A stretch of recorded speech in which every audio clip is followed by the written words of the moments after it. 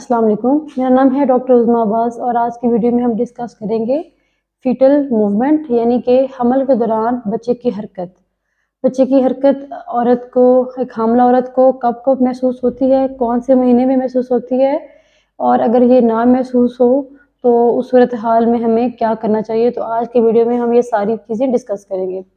तो सबसे पहले ये मैं बता दूं आपको कि फीटल मूवमेंट जो होती है, बच्चे की हरकत औरत को किस महीने में महसूस होना शुरू हो जाती है। मेरे पास काफ़ी पेशेंट्स आते हैं जो कि जिनका 16 वीक्स यानी कि चौथा महीना होता है, तो वो आकर कह रहे होते हैं कि हमें जो है बच्चे की हरकत महसूस नहीं हो रही, तो हम काफ़ी परेशान हैं। तो यूजुअली जो फीटल मूवमेंट होती है वो फील जो औरत को खुद से महसूस होती है, वो 5वें महीने के आखिर पे या 6वें महीने के शुरू में महसूस होना शुरू हो जाती है।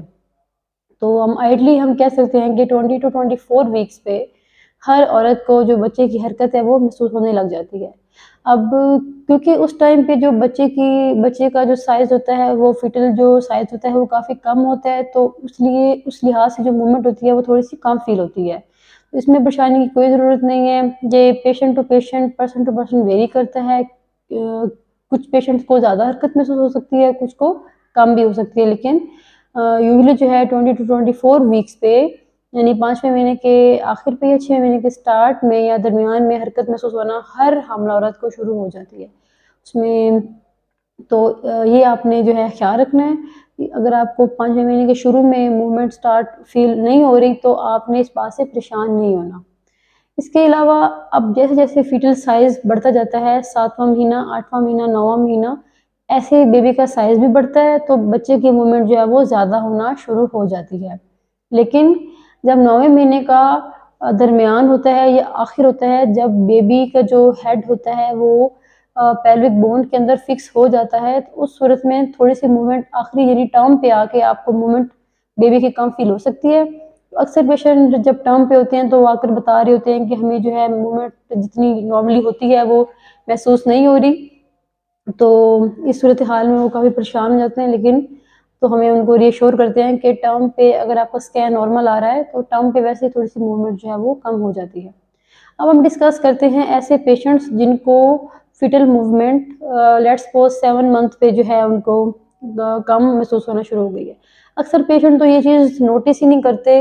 वो जब जैसे उनको बच्चे की हरकत कम महसूस होती है, 1 दिन, 2 दिन, 3 दिन वो चीज़ को अवॉइड करते हैं और जब तक वो हमारे पास आते हैं तब तक बेबी आईओडी यानी कि बेबी की पेट के अंदर जो है वो डेथ हो चुकी होती है, यानी बच्चा पेट में मर चुका होता है जब वो हमारे पास प्रेज़ेंट करते हैं। तो आपने ये ख्याल रखना है, नॉर्मली जो फीटल मूवमेंट होनी चाहिए वो 10 से 15 दफ़ा 1 दिन में होनी चाहिए।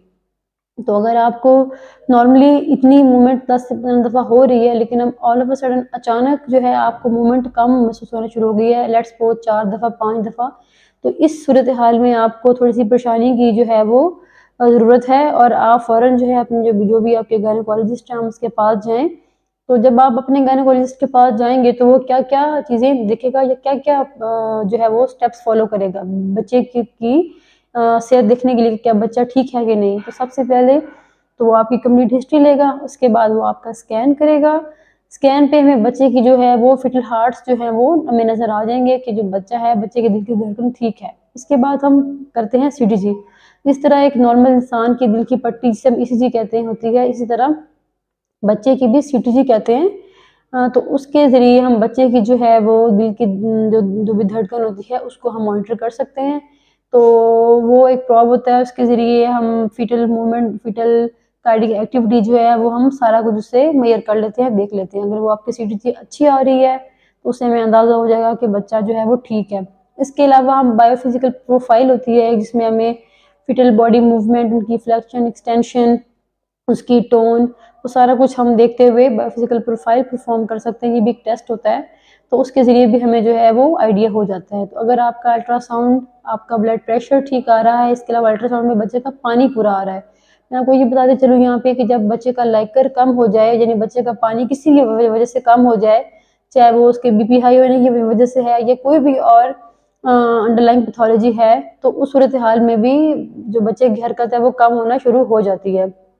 तो डॉक्टर अल्ट्रासाउंड पे बच्चे का पानी भी देखेगी, बच्चे की धड़कन भी देखेगी। अगर ये सब ठीक है, सीटीजी ठीक है, बायोफिजिकल प्रोफाइल नॉर्मल है, आपका ब्लड प्रेशर नॉर्मल रेंज में है तो फिर आपको परेशानी की ज़रूरत नहीं है। आपकी डॉक्टर आपको रीअश्योर करेगी, थोड़ा सा आपको हाइड्रेट करेगी, यानी कुछ टिप्स वगैरह लगाई जा सकती हैं और बाकी जो है वो इंश्योरेंस के बाद आपको वापस घर भेज देगी, कुछ एहतियाती तदाबीर के साथ कि आपने बच्चे की हरकत पे नज़र रखनी है। इसके अलावा एक फीटल किक चार्ट होता है जिसमें एक पेज हम मरीज़ को देते हैं जिसके ज़रिए हम ये पेशेंट को ये जाकर याद रहे, जैसे उसको बच्चे की हरकत महसूस हो वो एक दफ़ा एक पेज को थोड़ा सा वहाँ से फाड़ देती है, तो इससे ये अंदाज़ा हो जाता है कि बच्चे की हरकत उसको इतनी दफ़ा महसूस हुई है, वो काउंट कर सकती है, नंबरिंग कर सकती है। तो लेकिन अगर ऐसा है कि बायोफिजिकल प्रोफाइल नॉर्मल नहीं है, सीटीजी नॉर्मल नहीं है, मदर को इट्स सेल्फ फीटल मूवमेंट जो है वो काफ़ी कम फील हो रही है, या अल्ट्रासाउंड में लाइकर कम आ रहा है, बच्चे की फीटल मूवमेंट यानी बच्चे की मूवमेंट कम होने के साथ साथ उसका बीपी ख़राब आ रहा है, यानी बीपी ज़्यादा आ रहा है, या उसका लाइकर भी कम आ रहा है, यानी बच्चे का पानी भी स्कैन पे कम आ रहा है, तो फिर इस सूरत हाल में ऑब्वियसली हमें परेशानी की ज़रूरत है, ये खतरे की अलामत होती है। तो फिर हमने देखना है कि पेशेंट इस वक्त कौन से ट्राइमेस्टर में है। अगर वो टर्म पे है तो ऑब्वियसली हम फिर उसका इमरजेंसी सी सेक्शन प्लान कर सकते हैं। अगर वो टर्म पे नहीं है तो हमें कंजर्वेटिवली मैनेज करना है, इतना उस टाइम तक लेके कोशिश करनी कि इस टाइम तक ले जितना टर्म के करीब लेके आ सकते हैं हम आए, ताकि जो है वो जो बच्चा बाद में वायबल हो सके और वो उसको सांस लेने में इशू बाद में ना हो। तो बीपी को देखते हुए हम लोग जो बच्चे की फेफड़े मजबूत करने वाले इंजेक्शन होते हैं, डेक्सा कवर, वो भी हम दे सकते हैं और फिर हमने उसको डिलीवर करवाना होता है। तो जो बच्चे की मूवमेंट होती है ये बहुत एक इम्पोर्टेंट इंडिकेटर और एक मार्कर है बच्चे की हालत सही बताने के लिए। तो माँ को इस चीज़ पे नज़र रखनी होती है। तो मैं उम्मीद करूँगी मेरी आज की इस वीडियो से आपने कुछ सीखा होगा। अगर आपको ये वीडियो पसंद आई हो तो इसको लाइक करें और मेरे चैनल को सब्सक्राइब करें। Thank you.